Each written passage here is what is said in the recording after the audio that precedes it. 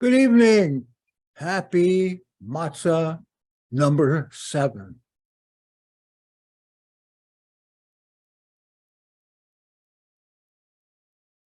Please give me just a second here. Kelowna, where are you all at? Where are you all?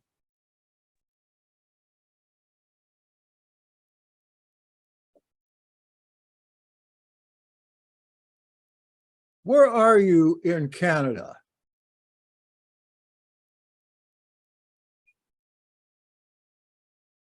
BC, British Columbia. Let's take a look at that.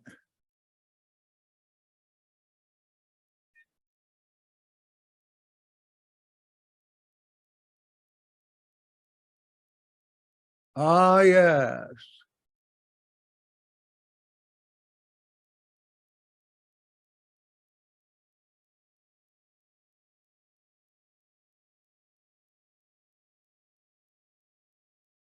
That's a long way away from here. Wow. I guess you're probably down in the southern portion, maybe around here in Vancouver. All right, so I had a little mix up tonight. In the center of the province on the border. Okay, way up there, way up there. It's probably snowing right now and there are avalanches and a lot of cold weather.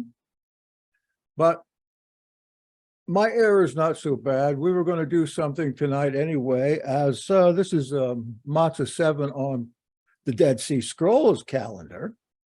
And that's what we use now. It's a Dead Sea Scrolls calendar. But what I hope to do is to do a brief, maybe hour and a half overview of the Dead Sea Scrolls. And I would invite anybody here to take the screen share over so we could see some pictorial representations of what we're talking about. Perhaps somebody would be interested in using Google to Google up some pictures and give them to us on the screen. Let me know if so. I would appreciate it. That would make it a little better here. Because I'm going to do this pretty much off the top of my head. Pictures of what? Pictures of whatever we're talking about. Like if we're talking about the Damascus document, maybe you could Google up a picture of the scroll itself and project it on your screen. Oh, you don't have to tell us about it, but unless you can. But it would be nice to see some representation that we could make more sense of than simply my speaking. You want to do that?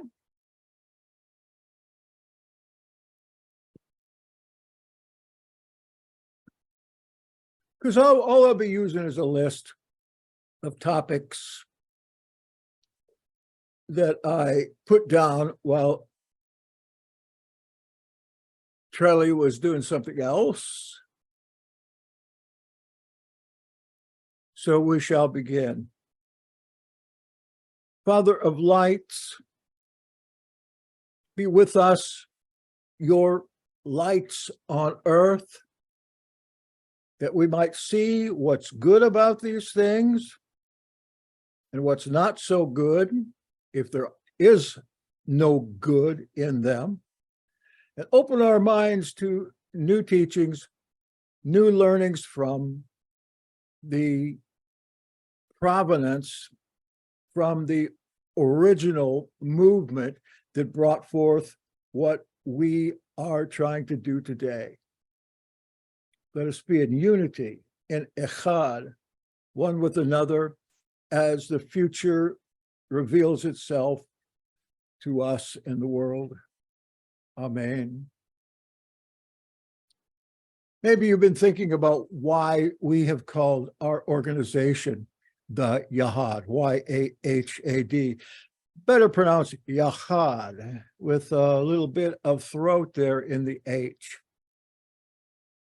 Well, as the founder, I can say that I had read Dead Sea Scrolls for a long time, and I admired the scroll's teaching, very much like the New Testament teaching, very much like nascent Jewish Christianity, and in fact, going further than our own New Testament in many ways that are, it seemed to be profitable. Now, these scrolls,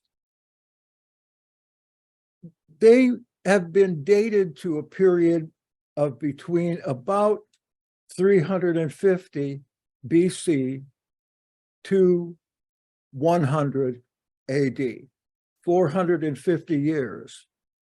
Of course, the scrolls were collected in caves for a reason we don't really know now, except that nearby the scroll caves, 12 of them, is an ancient settlement we call today Qumran, but was called in that day Sakaka. Sakaka. If anybody asks you, I guess you don't know what Sakaka is. Well, you could say, yes, that's this ancient name of Qumran. And there at Qumran, a place where many of you might have been in the past to visit, there is ruins of what has been called a monastery, but I don't think that's what Qumran settlement was, a monastery. It's because the people that first got a hold of the scrolls and first really began to look into Qumran, they were all monks. And the first scroll team to help interpret the scrolls later on were all monks except one. And eventually that one, who was a Methodist, got kicked out for revealing too much too soon, according to the rest. So no wonder what they saw there was a monastery with monk cells, mikvahs, several of those, and various other accoutrements of what they would consider as a monastery. You've probably all seen a picture of the Qumran ruins. I wish somebody would take the reins of getting that up for us on the screen, but I could do that, I guess.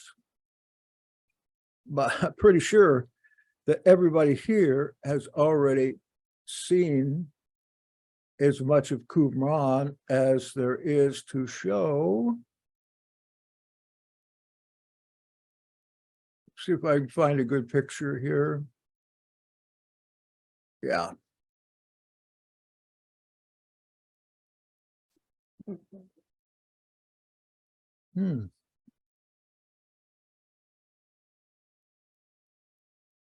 On the right here, for the people who live there, or at least the people of the scrolls, it appears that this place, right on the Dead Sea, was their Jerusalem.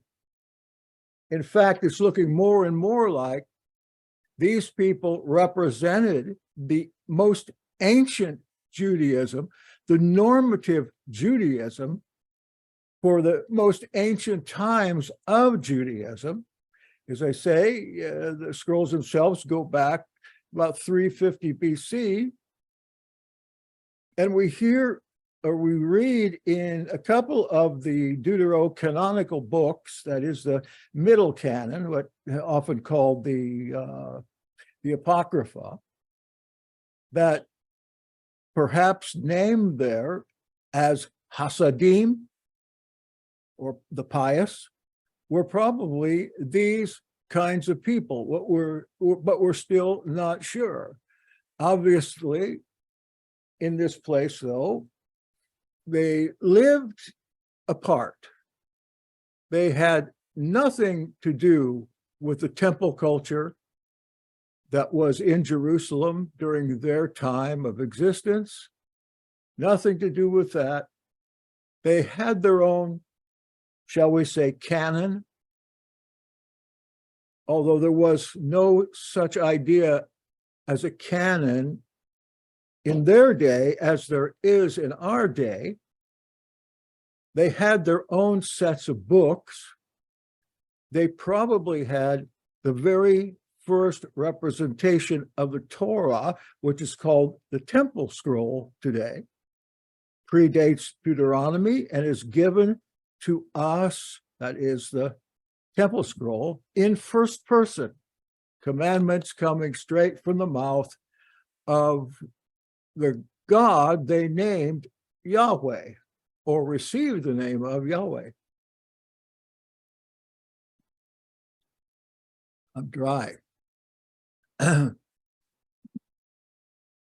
There's other pictures on here that show the location of some of the caves around there that the scrolls were found in. What is that one? Cave 4?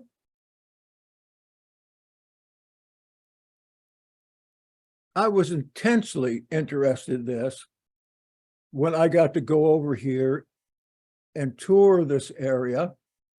Here's one scroll in situ. Can't remember which one. It says Cave 12 here, but I don't think that's Cave 12. It looks like Cave 1 to me. Mikvah, place where they would go and cleanse themselves. So what else we have here? You get the idea. It's a very deserted wasteland.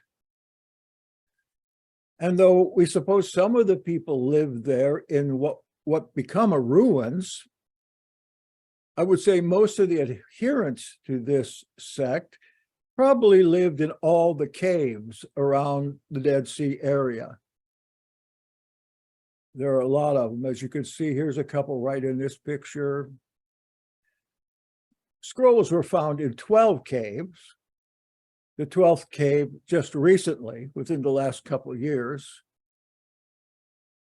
And in Cave 7, I believe that they found pieces of the New Testament.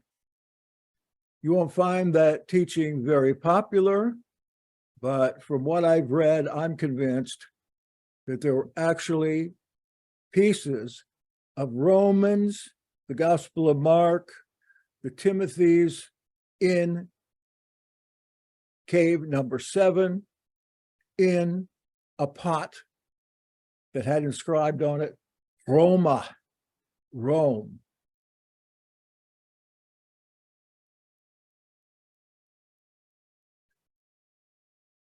And now in our Yahad, we use quite a few of the beliefs that we find in there and understand them to be proto-Christian.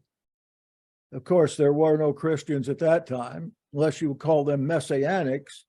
If you call them Messianics, then certainly the people that were in this sect were definitely Messianic, as we can tell from their writings. Messiah has a lot to do with their writings. Melchizedek, or Melchizedek, also has a lot to do with their writing. He's the purported Messiah that was to come.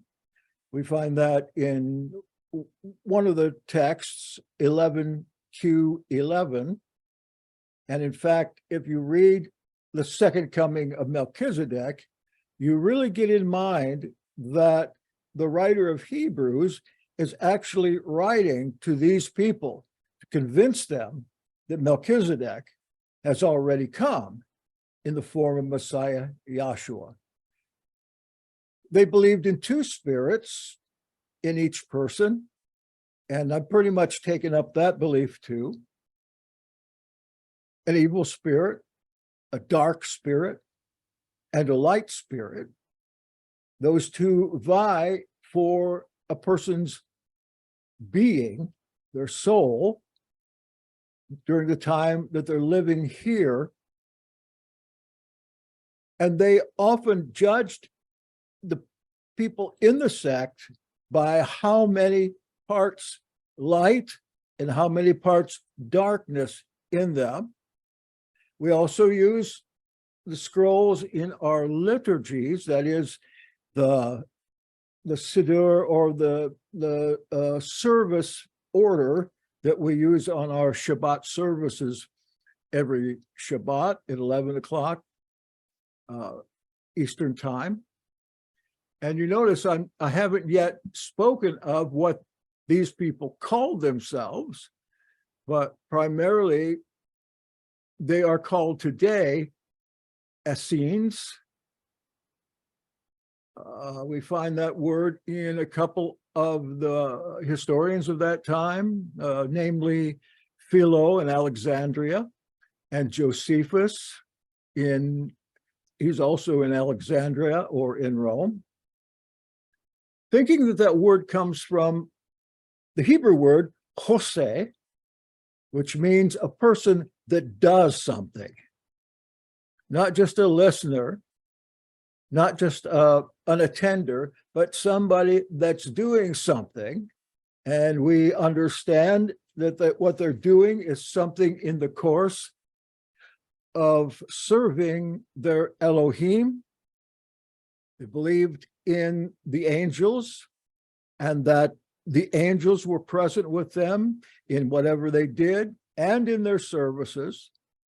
They were also known to have kept the names of the angels and knew those names for the sake of calling on the angels to help them in their battle against evil. And though we call them Essenes, we don't see that in any of their literature. What we see them calling themselves are sons of light, remembering that when we talk about sons, we're not just talking about men, we're talking about men and women, and it makes it clear that that is the case. We find that in some of the Egyptian gospels that come to us, where Yeshua says, "I'll make you women men." That has a special secret meaning. It certainly doesn't mean anything to do with gender, not a thing. And it's not something the transgender movement can use to say that Yeshua is telling us to do this. No, not at all. They called themselves the Way, or the Way in the desert, and perhaps you can think of some of the other things they called themselves, if you've read a little bit. But other than that, we don't know a lot about them. In fact, we don't know anything about them, but the little bit that the premises and the texts reveal. We know from the text that the makeup of the Yahad, was up to 15. Oh, here's somebody coming in. I want to make somebody co-host here so that if somebody wants to come in, you can let them in. Hold on, I will.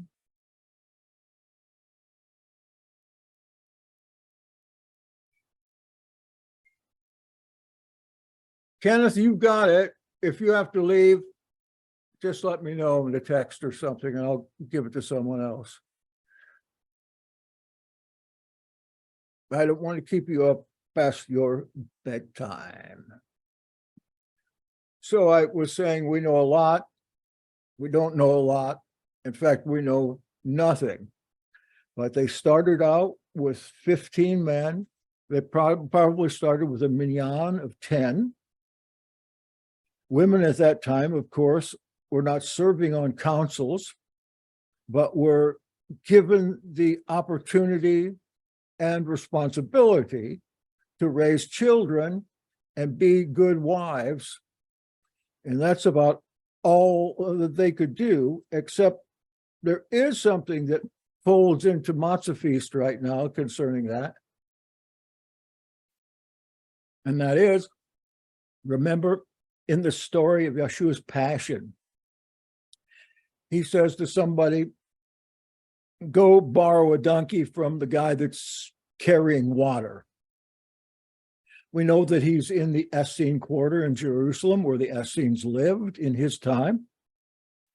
I think that is the southwest of Jerusalem. We know that James, his brother, had a house there. And when Yeshua says to call on the man that has the water, who's carrying water, another thing we know is the women were the ones that carried all the water at that time, except in one section.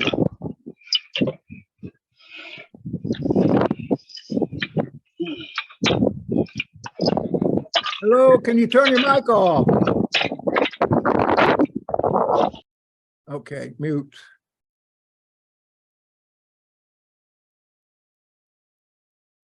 So the theory is that the Essene, in the Essene quarter, they found an Essene man that gave them an opportunity to go to this upper room in what was known as, at that time, the tomb of David. That's really telling as well, that they went into the upper room of David's tomb. What do they call that? The centacle. Some may have been up there before. Of course, everything's made different there. So we get a real surely idea that Yeshua was connected with these guys that carried water, that he too had come out of a movement that, for the sake of convenience, I'm just going to call Essenes. All right? That has something to do here with our matzah feast, because that's how he ended up with his disciples in the Last Supper, so-called. When they would get up to 15, of those 15, they would have a Messiah, 3 priests, and then the rest of the elders, they're making up 15. When they got over 15, they'd sent out a team to start a new one. And those, when they got up to 15, would start a team to start a new one, a new Yahad. So that word Yahad is not only speaking of the 15 in the local group, but also it was the general moniker for the entire movement. And it's very clear from the text that they would have 12 elders, and then they would add 3 priests. Well, it's interesting here that Yeshua has 12 disciples, and 3 of those guys always seemed to be with him when he was doing the harder work of the ministry. In fact, they were considered to be pillars of Israel. Josephus tells us that there were at least 4,000 of them in his time. I think that's really an understatement. 4,000 men of the families of those men. And yes, they were not necessarily celibate. They had wives and they had families for the most part.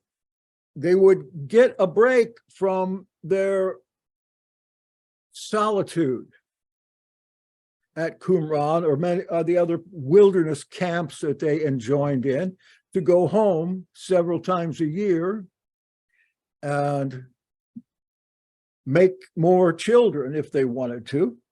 They were also known, the elderly men would take on women in trouble, young women, marry them, give them a name, give them a place to live, and take the responsibilities of being father to their children.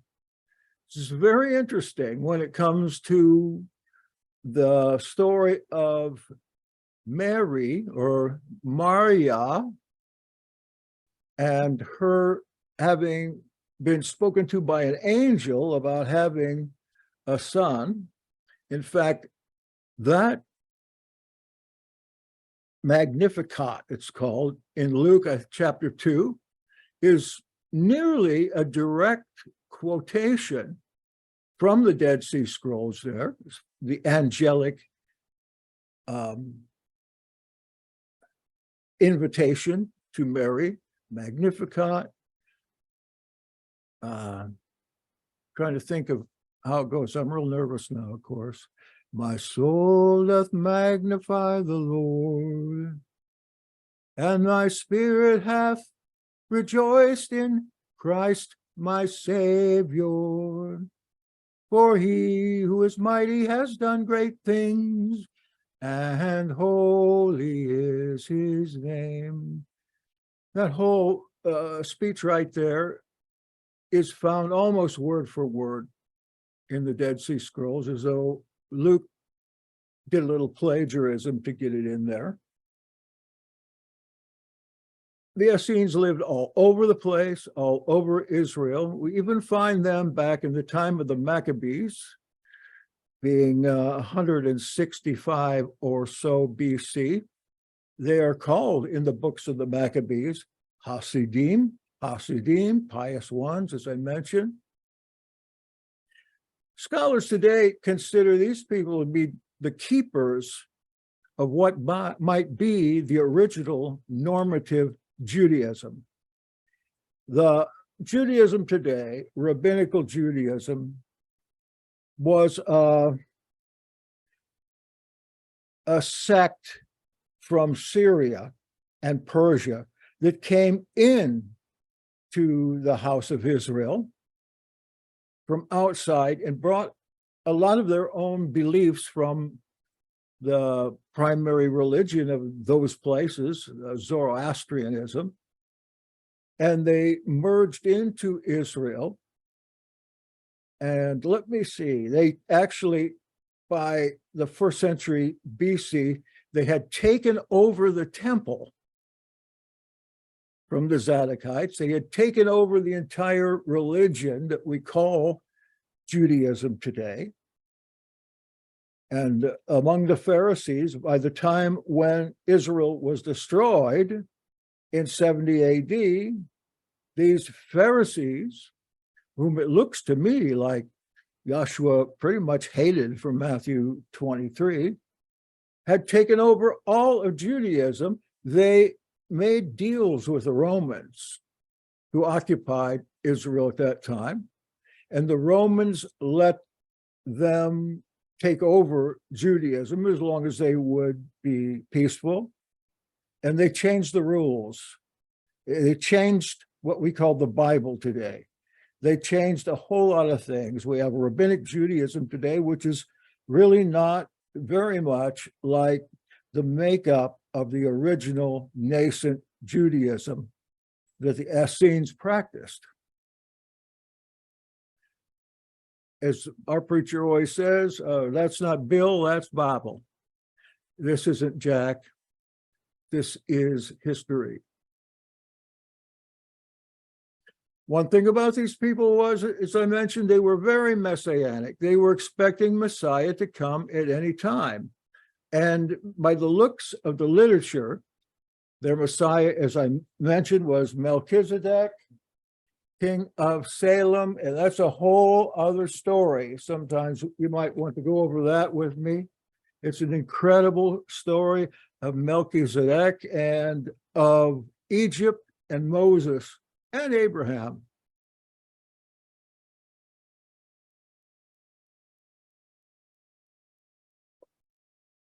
And how Melchizedek and Zadok the priest happened to be related, though they were removed by 1,000 years, brought forth the Melchizedek priesthood that these Essenes also believed in, messianic Melchizedek priesthood, which doesn't mean you can get ordained in the Melchizedek priesthood today. That's kind of silly.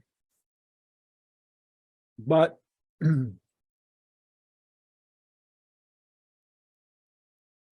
Melchizedek priesthood was a blood priesthood that came not even out of Aaron. It came out of the Jebusites. That's another story, but it's very much related to this. And I'm interested in that. I don't want to get into that, really. We'll be here all night. So if we go back to the history of how we found out about these people, it was during the time of the Maccabees, 165, the Hasidim, the Essenes, they came in with the Maccabees to fight off the Greeks. that had infiltrated the temple, Jerusalem, and all of Israel at that time. The whole place was in the throes of the domination of the Seleucus dynasty, Seleucus Empire. To the east of them, the Seleucids had come in with armies and taken over everything. Some Jews thought that was pretty good. We wanted to be more modern, like the Greeks. The new temple organization at that time had received the Greek calendar, and they had jettisoned the Zadokite calendar. They had taken the priests, the original priest from the line of Zadok the priest and David, exiled them, thrown them out. They became the Sadducees, what we call Sadducees now, and they went over to a lot of Greek culture here. And as I said, some Jews like that. So the Maccabean revolt was really a civil war. Jews against Greeks. And that was the end of the Hasidim. That was the end of the Essenes in Jerusalem as they were killed. The Maccabees went against them. We don't know why. We read about this a little bit in the books of the Maccabees, in the Apocrypha. And so this is the reason that the people we call Essenes were anti-Maccabean, anti-Hasmonean. They didn't think it was a good thing for the Maccabees to have taken over, because another reason that pretty soon the second generation of Maccabees had appointed themselves to be high priests, kings, and generals of the army, and it all came down to one Maccabee, that's Jonathan. He anointed himself as the Messiah, the king, the priest, the high priest. He held all these positions. And of course, at that time, finally, Maccabees had given in to the Greeks and gone along with their agenda again, though they had peace, but that was the end of normative Judaism at that time. It took on all kinds of secular things, including the banishing circumcision, using the gymnasium, that is to say, doing athletics naked, deeply against the practice of the normative Jews for the sake of shame, circumcision of babies, several other Greek issues, including putting the gods of the Greeks beside that one God of the Jews. So when that fight broke out, the Essenes, the Enochians, the Hasidim had to leave, and they set up their own establishments. And that's why I said that Qumran was, for the ones that lived around there, that was their temple. They still, 100 years after the Maccabean revolt or civil war, would have nothing to do with the temple practices in Jerusalem. They would not sacrifice there. In fact, they quit sacrificing altogether because they believed that it was blasphemy to go into a temple run by false priests and sacrifice anything. It was a blasphemy to their Elohim. So they substituted, at least for the time, substituted praise from the sacrifice of the lips for sacrifice of animals.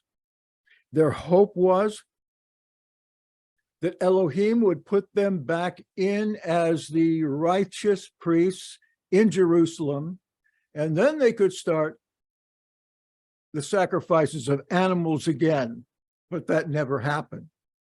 And as you know, from the genealogy of Yahshua, he was coming from the seed of both David the king and Zadok the priest. And we find that in his genealogy as his ancestor Jotham, the king, was not only in the line of David, but it tells us that Jotham's mother, his name was Yerusha, and she was a daughter of Zadok.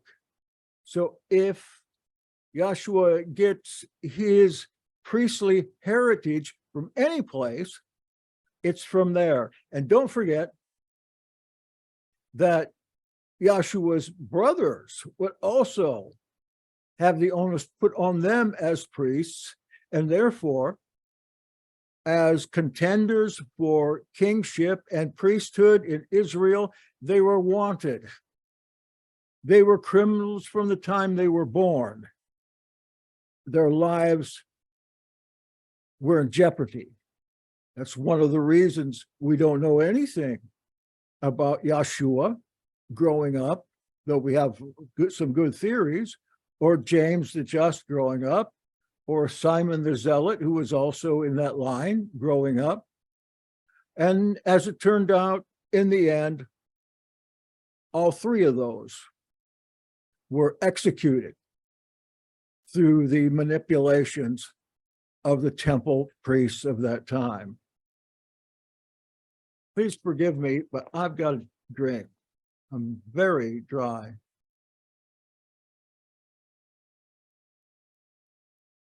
So when you see in your Bible stories Jesus going into the temple and sacrificing, you know that's not true. When we see Jesus going into the temple and having prayer meetings, that's not true either. I believe that he never went into the temple.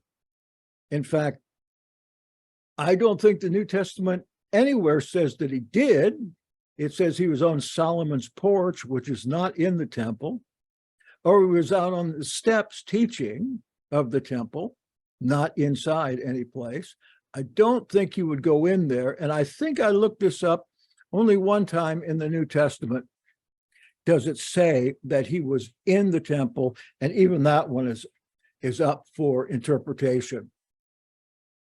So these Essenes, and likewise the Nazarenes that came from them, your Savior was known as a Nazarene.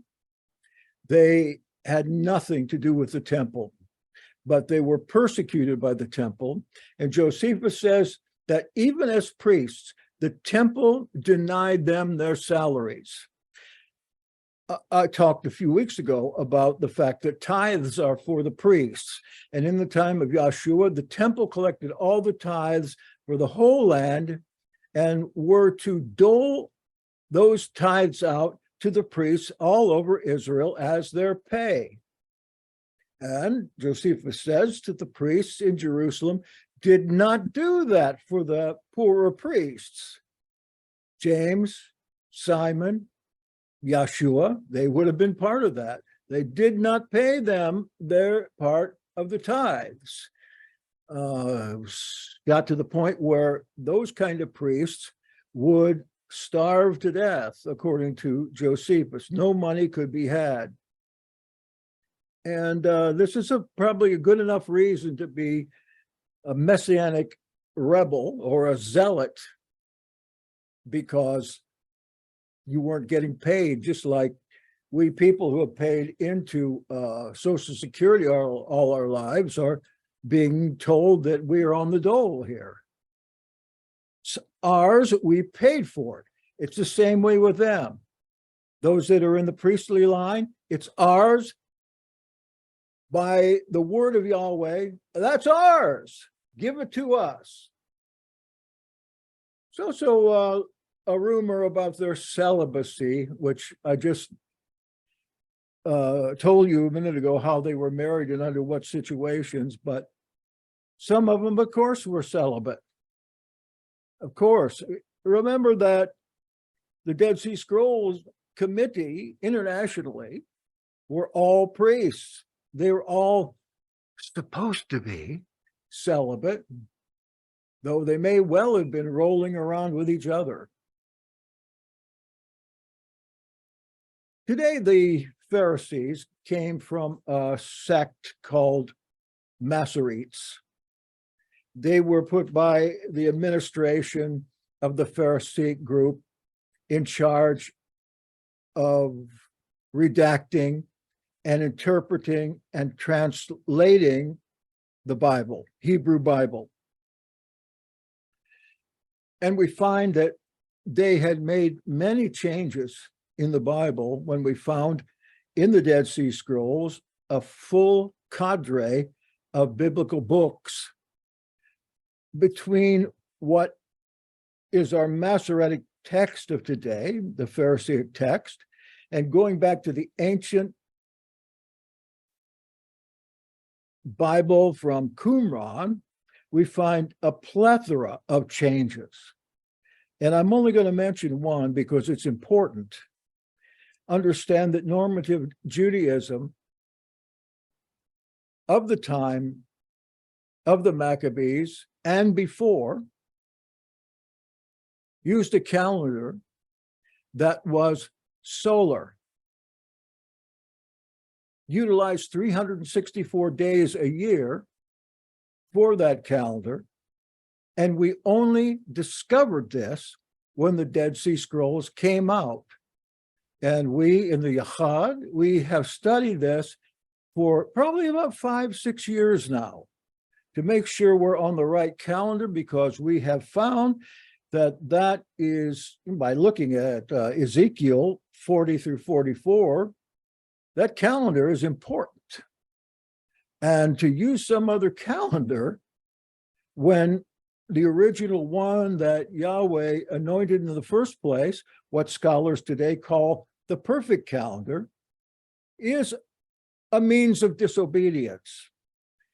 One of the things that the Masoretes did and the Pharisees continue to do is when it talks about new moons in Genesis and the calendar, that's in Leviticus 23, I think, new moons, the word moon is not even in there. It just says new. And if we go back earlier, it's a month that's new. So we have gone back recognizing that false translation to find the earlier calendar.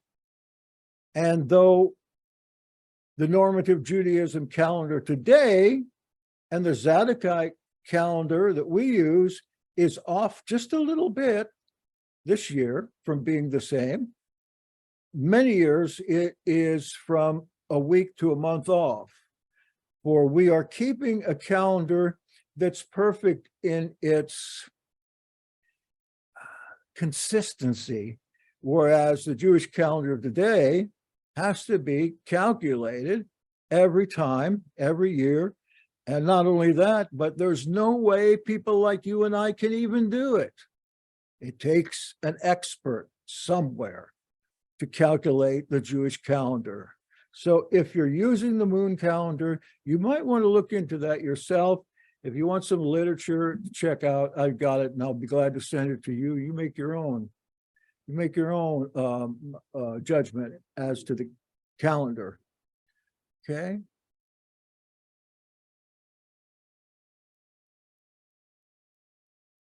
I want to go into a little bit some of the texts. It's almost 8 o'clock.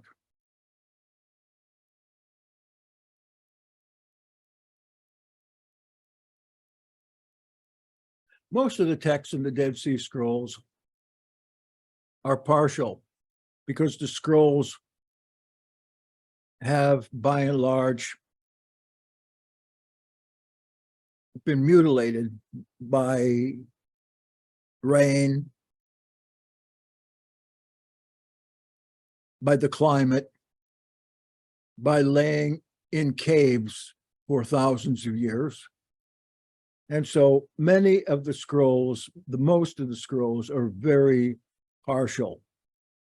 And scholars are still working on them all the time to try to give us fuller translations. But what I can tell you is that there are certain ones that are pretty much whole that are very worth reading as a believer. And I want to read excerpts from a couple to you. But first, I want to give you a list of the ones I just thought off the top of my head that are very worthwhile for you. If you have a Dead Sea Scrolls to read,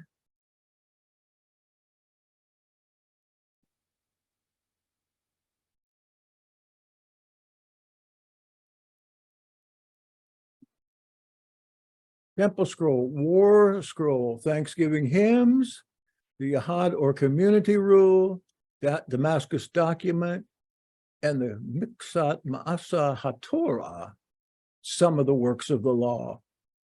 You've probably heard that particular phrase if you've ever read Galatians, because the only places in ancient literature where we see some of the works of the law is in this MMT text, which also has the calendar in it, and Paul's letter to the Galatians. We're wondering if when he talks about some of the works of the law, if he's not talking about this Qumran text. Wouldn't that be something? After all, Paul's language, the phrases he uses, the terms he uses are so similar or identical to what we find in these particular books of Qumran that it can't just be a coincidence. Okay, take a look at that. And I might add that if you're wanting to get a copy of the Dead Sea Scrolls, I would surely suggest that you get Michael Weiss's version. The Dead Sea Scrolls translated by Michael Weiss, that is W-I-S-E, Wise. Weiss is how we pronounce that. And Martin Abegg. Weiss and Abegg. If you go on Amazon or any place, you can see that they're the translators. To me, that's the very best, most easiest to understand version. And it has a lot of extra information in there if you're really interested. And hold on just a sec. Got something else here.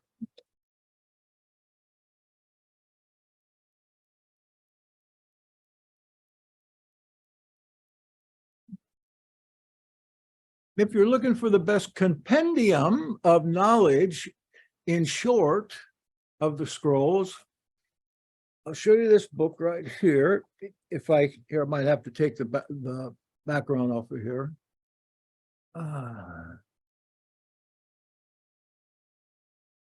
There we go. I don't know if it's backward mirror image or not. The Dead Sea Scrolls Today by Vanderkam. He's one of the top men in this, one of the top scholars. He writes for people like you and I. This book's got gobs of good stuff in it in just, looks like about 160 pages. Yep. That's what you want to get. So to study it, you want to get a translation and then that book, which is about the Dead Sea Scrolls. The Weiss version is the Dead Sea Scrolls in translation, and Vanderkam is about the Dead Sea Scrolls in that area.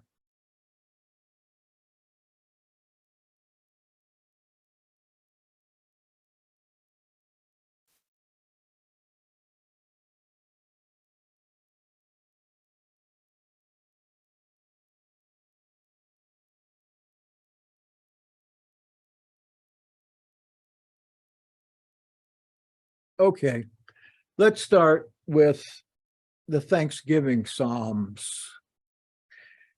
Besides there being a very large number of the canonical Psalms in the Dead Sea Scrolls, there are also several dozen that aren't in the book of Psalms from your Bible.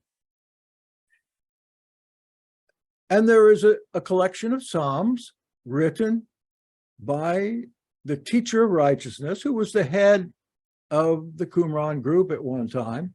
Nobody's sure when, but probably in the time after 171 BC, because we know he was exiled and finally probably put to death. We got some idea who it was, but we don't know. He wrote these Psalms. They're beautiful Psalms, and they are autobiographical.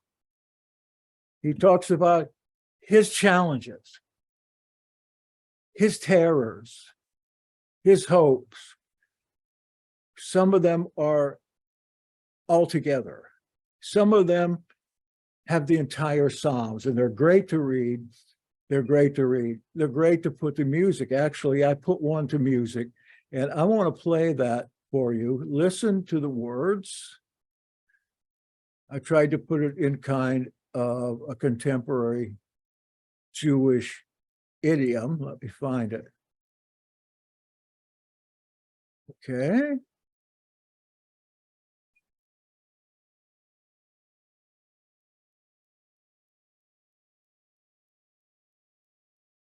I'm going to just have to see if you can hear it.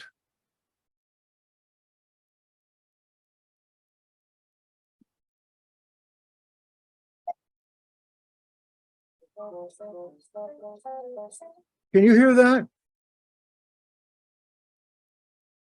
Hello? Could you hear that? Could you hear that?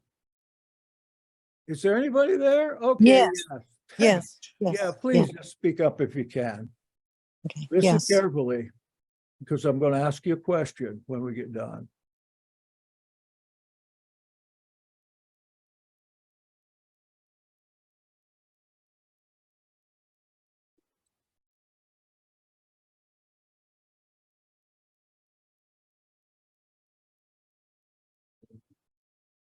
People thinking in your hands and the tongue, a gathered heart, a guard of a heart. Yes, some people think me a shattered heart, but I'm a prophet of my own belief. Gathered heart, broken heart, a shattered heart, no I cannot. They have chased me off flying birds. Who can tell me? Who can tell me? Who can hear the prophets' righteous words?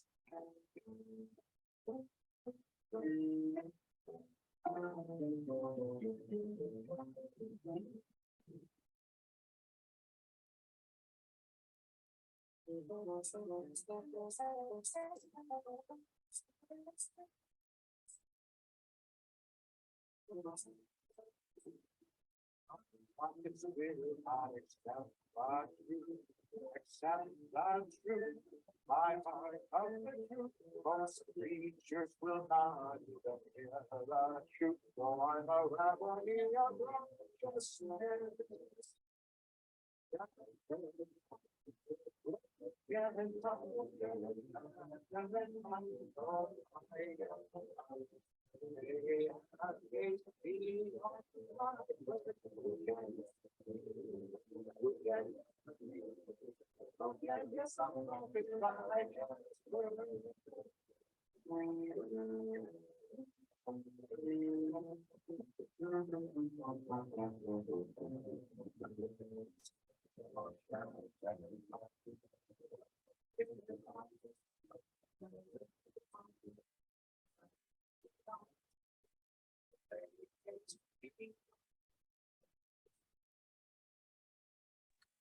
Can't hear it, Jackson.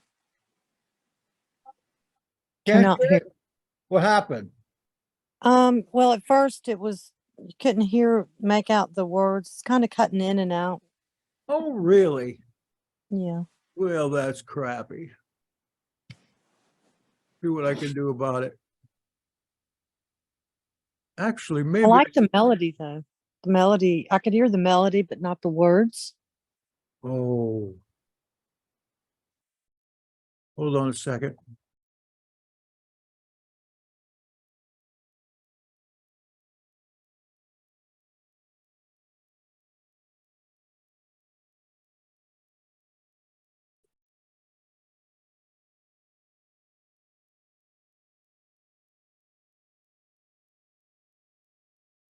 I'm wondering if I can't get this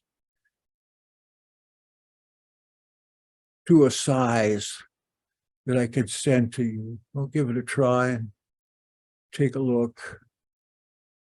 It's the Zoom meeting, chat.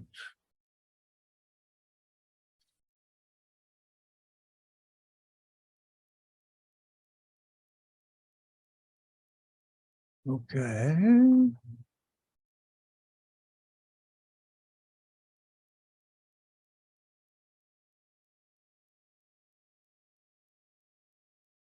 Maybe.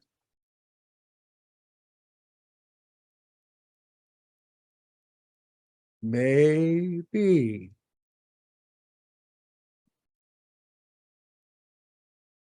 Tell me if it came down. Oh, it's still loading.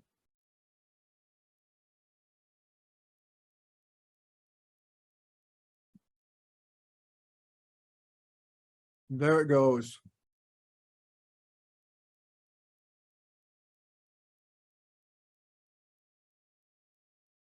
I just made it into a very small MP3 file. It's not going to be very good quality, but if you want to listen to that, listen to the scroll portion. He says that he's being called a shattered pot. You remember the story in Jeremiah and Ezekiel about the potter and his creation, the pot, how if the pot comes down with a flaw, then all he needs to do is break it and start over again. Well, he's saying that the rest of those who call themselves prophets are calling him a shattered pot. Now, listen, this guy might have been the last Zadokite high priest, and probably was. I'm still looking at that, and I've almost got my finger put on who I think it is. So the others are professing that he's not a prophet, and he's professing that he is a modern-day prophet. The last two verses talk about how these people who are talking about him also declare themselves as prophets, but they're really not. Yeah, listen to that for a minute. It's very short, minute or so. Yeah, questions, fine. Melissa, go ahead.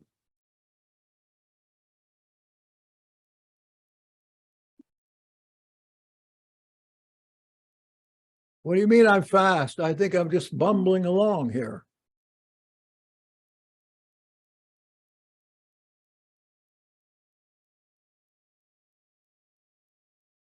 Did I hear you wrong that you have a question? Where it says new, yes. Instead of new moon, it simply says new. Well, we have that same text in the Dead Sea Scrolls, the Genesis text. And it predates the Genesis you have in your Bible. It predates it. And the word there is not new moon or new month. It's just plain new. When it tells you to do something on the new moon, that's because somebody has interpreted that moon. I noticed that when I was looking at the Sefer Bible at one time, he makes that same mistake. He's got the book of Jubilees in the Sefer, and he puts month or moon in there as well.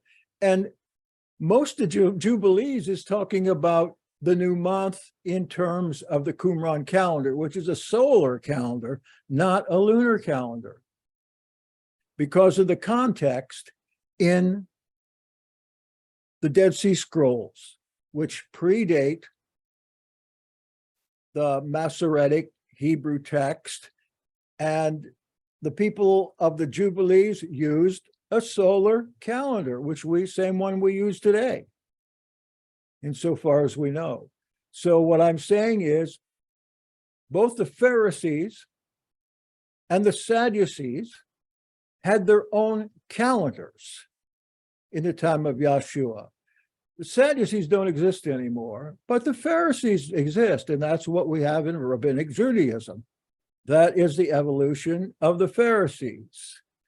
They've got their own interpreters. They interpret this. Not only did they change this and many other things in our scripture, but they've continued to keep a lunar calendar, which Yahweh never approved of. The earlier calendar is what we are calling the Zadokite or Yahad calendar, which is solar and 364 days. Now, look, I've read a lot of literature on this calendar, a lot. And if you can trust me with that, I wouldn't switch calendars unless I was convinced by the best scholars in the world that the calendar that was in normative Judaism before 175, when the Sadducees took over and the Pharisees took over, if I wasn't convinced that that's what it is, then I certainly wouldn't want to be found guilty of that when I'm standing before the bar. I'm very careful when it comes to that. So again, you want one of these calendars, let me know. Norman Gray makes them up for us. We have a little bit of a disagreement about it, but not much. If you want one, let me know, and I'll try to get you one. I'm going to go through all the chats here for the last month or so and try to get everything that I owe you out this in this next week. I've been extremely busy here lately, especially with sleeping and filling out forms I needed to. So, okay, I hope you listen to that. Marcel says it came out good. Let me go on to the next text. That was from the Thanksgiving Scrolls, like I said, of the teacher of righteousness anyway. Some of them are autobiographical, and it's just amazing. You're looking right into the mind of the head, maybe even the founder of the whole movement.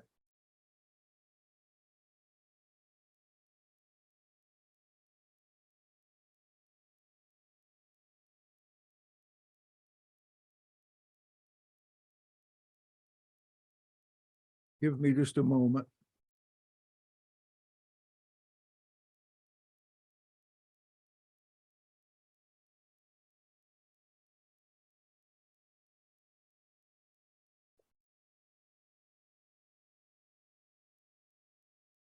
I'm going to start out with the earliest scroll found was a piece of one of the scrolls found in about the 9th century. The rest of the scrolls weren't found, the 9th century AD. And today that piece, the rest of it, has also been found. Several copies of it there in Qumran. When I discovered it was called the Damascus document.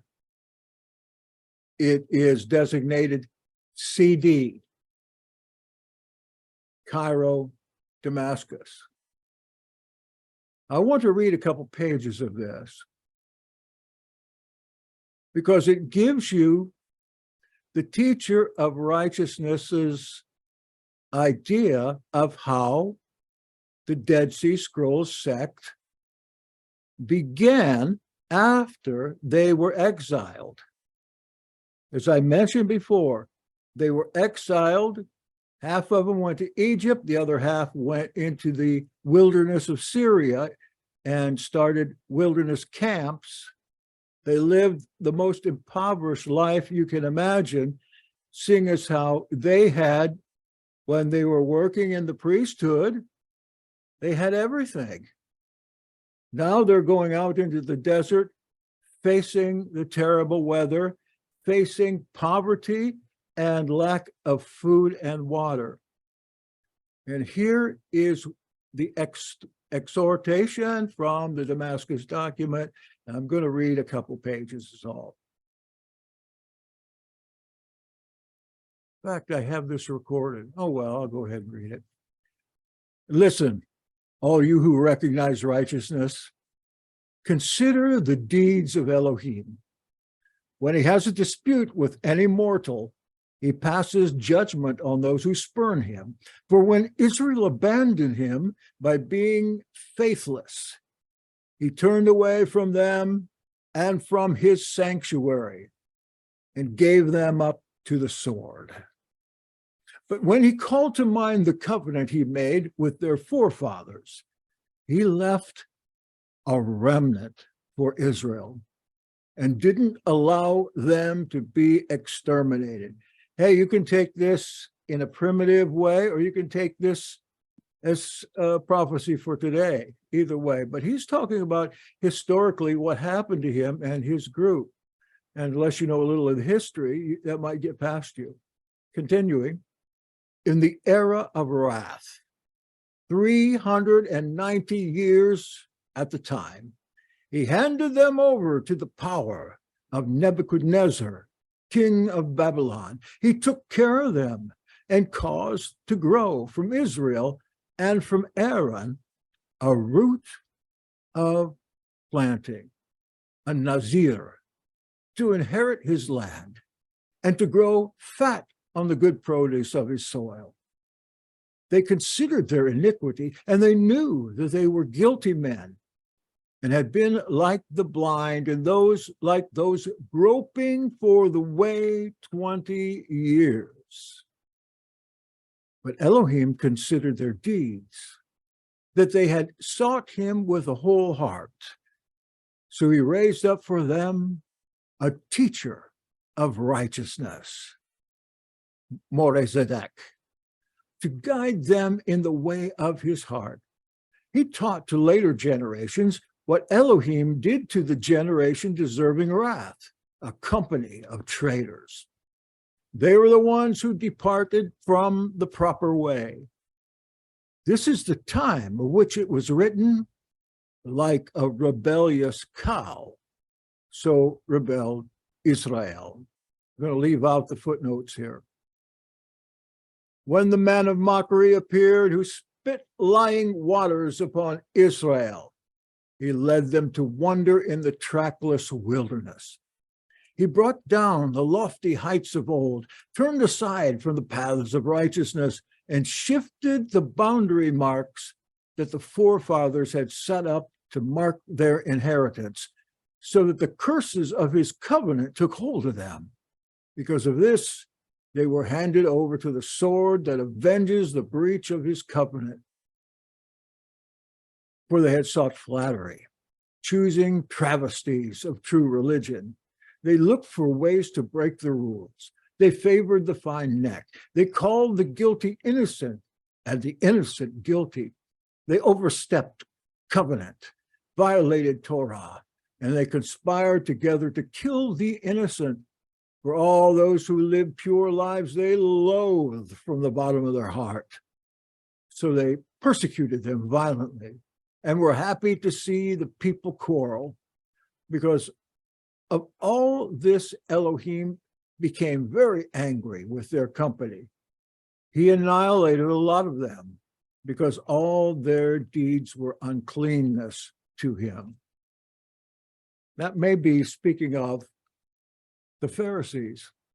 or the proto-Pharisees that had come in to Judaism and made a mockery of the way.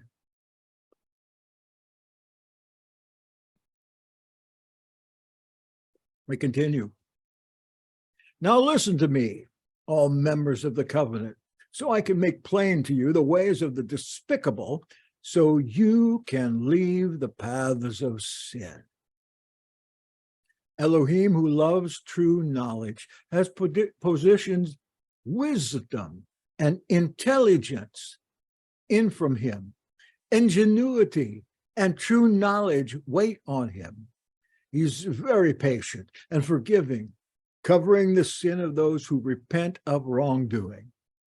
But strength, might, and great wrath in the flames of fire with all the malachim of destruction will come against all who rebel against the proper way and who despise the rules, until they are without remnant of survivor. For Elohim had not chosen them from ancient eternity. In other words, he has chosen us, not them. Before they were created, he knew what they would do. So he rejected the generations of old and turned away from the land until they were gone. He knows the times of appearance and the number of exact times of everything that has ever existed and ever will exist before it happens in the proper time for all eternity. And in all these times, he has arranged that there should be for himself people called by name, so that there would always be survivors on the earth, replenishing the surface of the earth with their descendants. He taught them through those anointed by set-apart spirit, the seers, set-apart spirit, kadosh spirit, the seers of truth. He explicitly called them by name, but whoever he had rejected, he caused to stray. And now, my children, listen to me, that I may uncover your eyes to see and to understand the conduct of Elohim, choosing what pleases him and hating what he rejects, living perfectly in all his ways, and turning away through thoughts brought on by the sinful urge and the lecherous eye. For many have gone astray by such thoughts. Even strong and fearless ones of old faltered through them and still do. When they went about in their willful heart, the guardian sky, malachim, fell. Messengers or angels fell and were ensnared by it, for they did not observe the commandments of Elohim, their sons who were as tall as cedars, and whose bodies were as big as mountains, fell by it. Everything mortal on dry land expired and became as if they had never existed, because they did their own will and did not keep the commandments of their Maker until finally his anger was aroused against them. And this goes on to talk about Noah and go through an encomium of different history, but let me do a little more of this. I'm seeing something here that might be pertinent.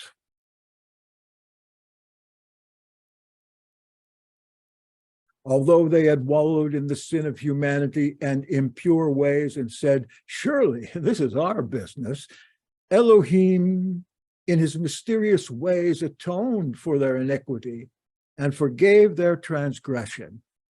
So he built for them a faithful house in Israel, like none that had ever appeared before. And even at this day, those who hold firm to it will receive timeless life, and all human honor is rightly theirs, as Elohim promised them by Ezekiel, the prophet, saying, the priests and the Levites and the sons of Zadok, who have kept the courses of my sanctuary, when the children of Israel strayed from me, they will bring me fat and blood. That is, they'll bring the sacrifice. And here, very important, we've got the sons of Zadok in here. And this is one of the things that these people called themselves, sons of light, sons of Zadok. And obviously, this is when the installed priesthood of Yahweh was exiled and kicked out of Jerusalem and taken over by a bunch of Greeks, the Sadducees. Sons of Zadok, they should have been in the temple in Yeshua's time, but him as one of them was also exiled from that life. As for the priests, they are the captives of Israel who go out of the land of Yehudah, and the Levites are those accompanying them. And as for the sons of Zadok, they are the chosen of Israel, the ones called by name, who are to appear, listen, in the last days. What sons of Zadok appeared in the last days? When was the last day? The first thing we need to ask. The last days, according to the prophets, was at the end of the 1st century. I know some of you understand this, that the last days came about in the 7th decade of the 1st century when Yeshua prophesied them to come. 40 years from when he gave the Olivet Discourse. He says, this generation will live to see it all. So we see these sons of Zadok coming together in that last day. 3 of them, the main 3, were Yeshua, Yaakov Hazadik, and Shimon of Cana, their cousin. Those were 3 of the pillars of Israel. And there was one more, very close to these people, and that was Yochanan, the Dunker, the Baptist. There we have the 4 pillars of Israel. It was said that when these die, that the pillars would fall and Jerusalem and all Judaism would be destroyed. And that's exactly what happened. Each one of them was killed, executed through the manipulation of the Jews. Those were the last sons of Zadok that came. And then the last days ended, about the end of the 1st century. What days are we in now? We're not here to talk about that, but we can sometime. But he says here, they are the chosen of Israel, the ones called by name, who are to appear in the last days. And you can find them prophesied in Ezekiel again, 40 through 44. Take a look. Who's to talk about there? And then the next section I call the house of Yehudah, vanquished in the time to come. We don't have that much time. And that's where you folk that come to our Shabbat service, that's the section that talks about those caught up in the 3 nets of Belial. So that's the Damascus document. And I want to read a little from the Yahad rule.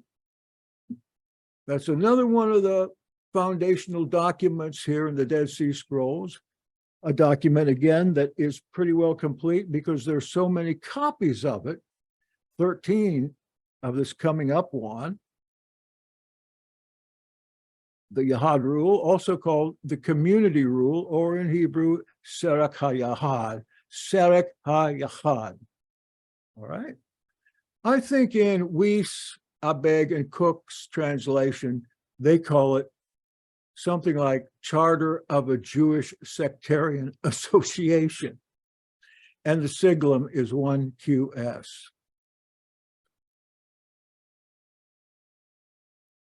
First section I call a new scroll, spiritual life, the 2 spirits.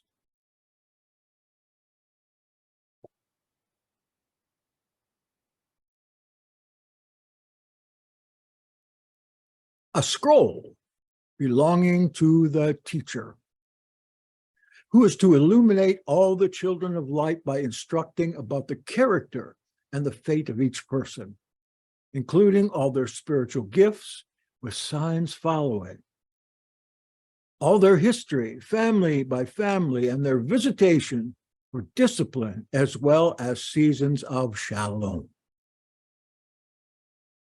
All that is now and ever will be originates with the Elohim of knowledge. Before things came to be, he orders their design so that when they do come to exist, at their appointed times, as ordained by his glorious plan, they fulfill their destiny, a destiny impossible to alter. He controls the laws governing all things, and he provides for all their interests. He created humans to rule over the world, appointing for them 2 spirits in which to walk until the time set for his visitation. These are the spirits of truth and falsehood. An upright nature and destiny originate in the territory of light. A perverse nature originates in the fountain of darkness. The authority of the Prince of Light extends to governing all righteous people. So, of course, they walk in paths of light.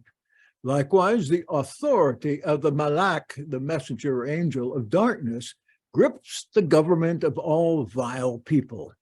So naturally, they walk in the paths of darkness. The authority of the Malak of darkness further extends to the corruption of all the righteous. All their sins, iniquities, shameful and rebellious deeds are at his instigation, a situation that Elohim in his mysteries allows to continue until his age dawns. Even all the afflictions of the righteous and every trial in his season occur because of this Malak's diabolic rule.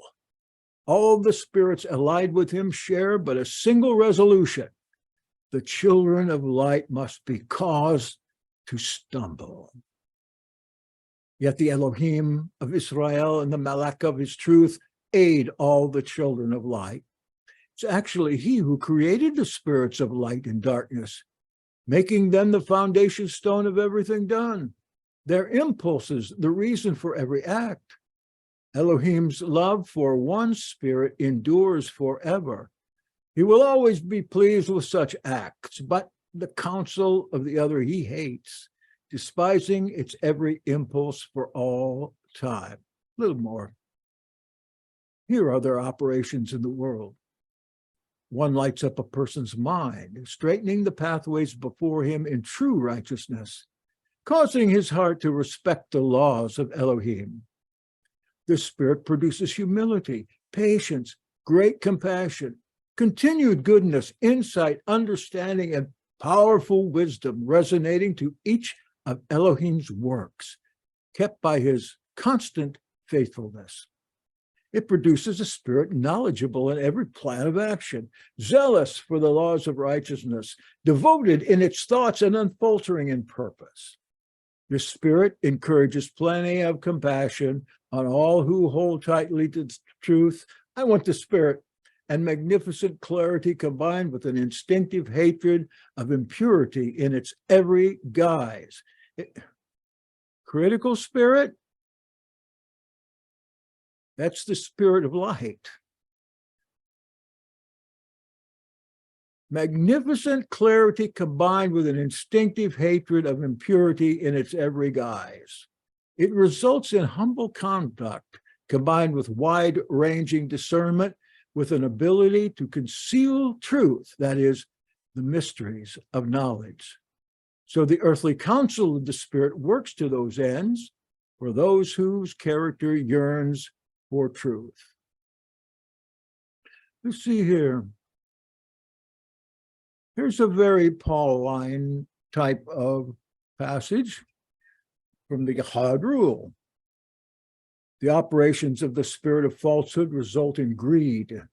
It's like Paul talks about: neglect of righteous acts, vileness, lying, pride and conceit, cruel deceit and fraud, massive hypocrisy, a lack of self-control, and a lot of foolishness, a zeal for arrogance, repulsive behavior, fashioned by whoring cravings, lechery in its filthy expressions, a reviling tongue, blind eyes, deaf ears, stiff neck, and hard heart, to the end of walking in all the roads of darkness and evil cunning, at the hand of all the Malachim of destruction, long-lasting damnation in the wrath of Elohim's furious vengeance, never-ending terror and reproach for all eternity, with a shameful annihilation in the fire of Sheol's outer darkness.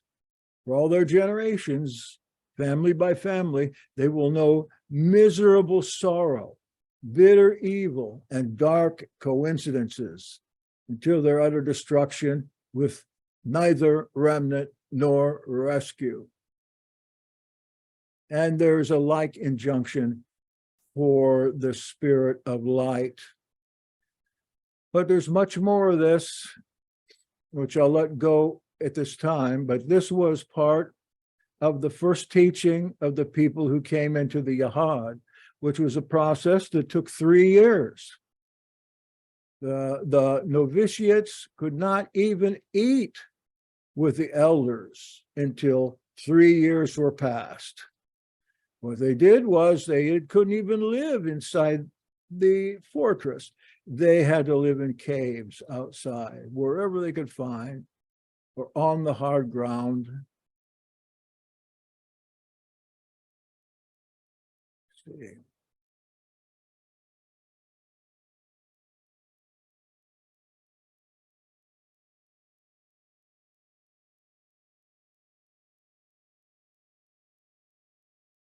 And there is a listing of advices, or which we might say commandments, for those who want to come in to the Yahad from outside.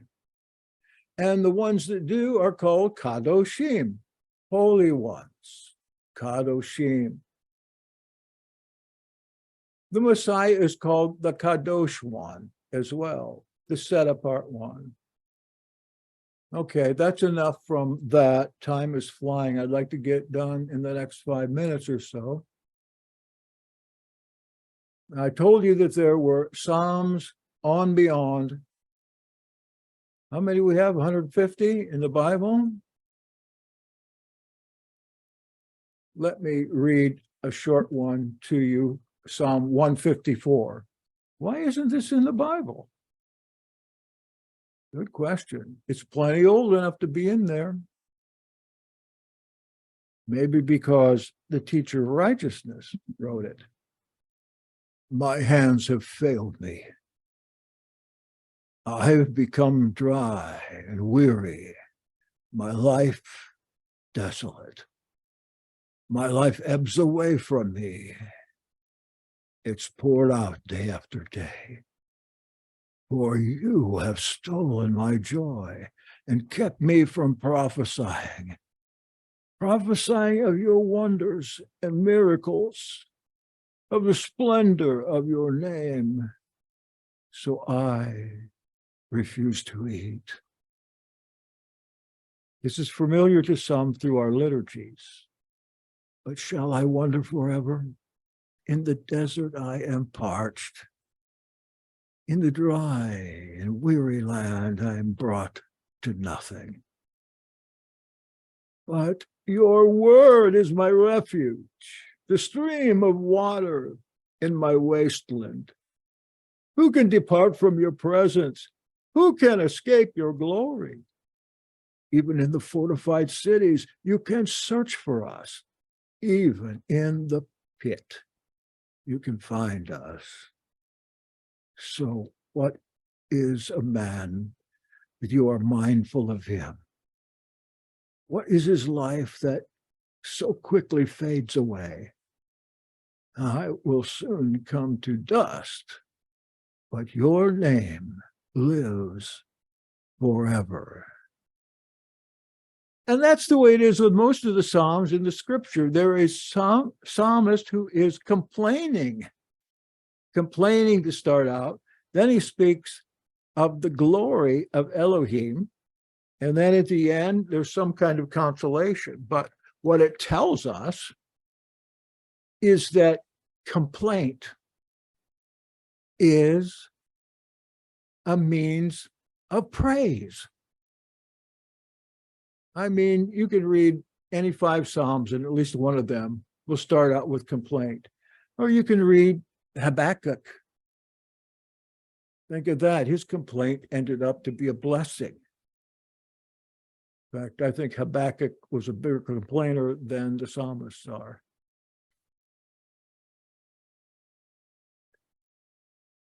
So I'll leave it at that right here and ask you if there are any burning questions. I really didn't have a chance to prepare that any better than that. I haven't looked at Dead Sea Scrolls for a while, but it's worth looking into, but you've got to be patient with them. Let me see if there's chats.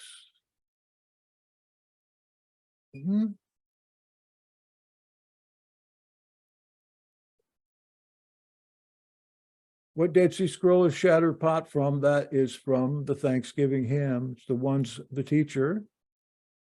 Okay. Is this a pretty new subject for you all? I suspect it is. If you want to read more about how the calendar should be, find you another Qumran book called Jubilees. You can get that in the public domain online, the Book of Jubilees. The Book of Enoch was in there. You can get that, or you can get my version of it. I translate it too, and I can send you that if you ask me. I'm only kind of faithful in getting these things out. Another thing I wanted to mention, if you're in the group that we've been talking about 70 AD, again, I've got these books going out this week. So if you haven't already let me know that you want a free one, please let me know in the chat just as quick as you can. All right, before we say goodbye in the next 10 seconds. No questions? Okay, very good. I see we haven't lost anybody tonight, have we? Hey, Jackson. Yes, sir. Yeah, good to see you. Hey, I've got an idea that I've been kind of throwing around in my head, and this is I'm trying to get people interested in a Wednesday night presentation, where basically we have a program kind of like the Sabbath, but it's for Wednesday night. So it's for people who are interested in taking parts. And so I've got that on the Yahad calendar. It's a planning session. And basically I'm going to use, what do you call, PowerPoint, put a program together to be about an hour program for Wednesday night for people who want to have like a Wednesday night. It'll have various components. It won't have everything like the Sabbath service does, but it'll have like a short prayer time, and maybe some, with people who want to take parts, kind of like we do in the Sabbath service, to just kind of expand the Yahad to more services throughout the week available to people. So anyone interested in that planning session, it's on the calendar. I just wanted to make a note of that. Absolutely. When is it on the calendar for? Our planning session is 8 p.m. Friday, and it's going to be all the details that are in the calendar. It's the other Zoom room. The details are there on the calendar. Okay, the calendar can be found at yahadevents. Yeah, Yahad. I can't remember what the thing, but I've got it integrated into the HMI site, so people can just go on the tab, or if you've got like a special web address, it's just easy to get to it. That's good too. Well, that sounds like fun. Yeah, it's a planning. It's basically what we're doing is we're putting our heads together and coming up with a program, and then we're gonna set a time to practice. And then when everybody's practiced and comfortable with the roles, then we're going to present a professional service on Wednesday. We're gonna give it a roll and see how it goes. to present, and it'll be recorded on YouTube. It'll be recorded live on Facebook, and who knows, maybe we'll attract some people, into the movement. We'll see. Very good. It's hard to attract people to this movement. I think a lot of people are really brainwashed by religion. However, there have been, and I think I can say this, hundreds, if not 1,000 people that have come through here.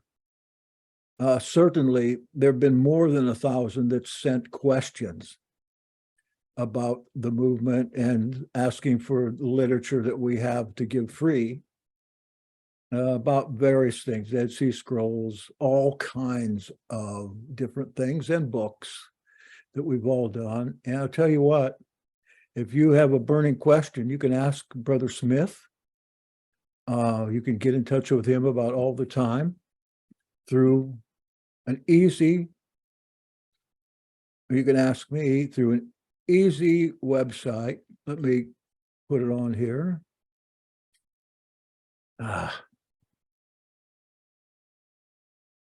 And here it is. If you want to set up a question or you want to set up a meeting, oh, that didn't go out right. Or you just want to talk to somebody right there, that's not it. There it is, .me. And whoever that comes to, you got a chance on a form in there to say who you want to talk to. You want to talk to Brother Bryant or Brother Professor Smith, put their name on there, put my name on there, whatever, and it'll get right to them, and then we can set something up. We're having meetings just about every night. Just want to talk. It's not all lecture like I do. I mean, a lot of it is we all talk. That's what it sounds like is going to happen Wednesday night. You don't have to join up, but we have a Facebook page. It's called Yahad Think Tank. That's not the Yahad. That's just something we offer to people that are interested in such things. But there is an organization. The meetings are open to all unless we say they're not. The calendar will say that. Right now, everything we've been doing has been open to everybody, and I think you've been there all the time, Vicki. It's time for you. Okay, what did Yahweh tell you? It's time for you to do something. Yeah, so get on that calendar and take a look, send us a note. We'll help you, just like tonight. This was quickly put together, and I enjoyed it, despite the struggle. I hope you did too. You guys out in Canada, maybe you want to start a chapter out there. I'm glad to hear that you're going to attempt to keep the feasts. Did you know that that's part of the commandments of Elohim, the Torah, to keep the feasts? And you can. You can learn how very easily. It's also Torah, besides keeping a rest on the Shabbat, which is our Saturday, to join in a set-apart convocation, a holy convocation on that day. And we do offer that at 11 o'clock. That's Eastern time. So if you live out there in Canada, it's going to be in the morning. Let's see, 3 or 4 hour difference, 3 hour difference. 11 minus 3, I guess that'd be about 8 o'clock in the morning. All right, bless you in the name of Yahweh. I wish you all to have a great week. I know you had a great matzah feast, and we'll be meeting again soon, I know it.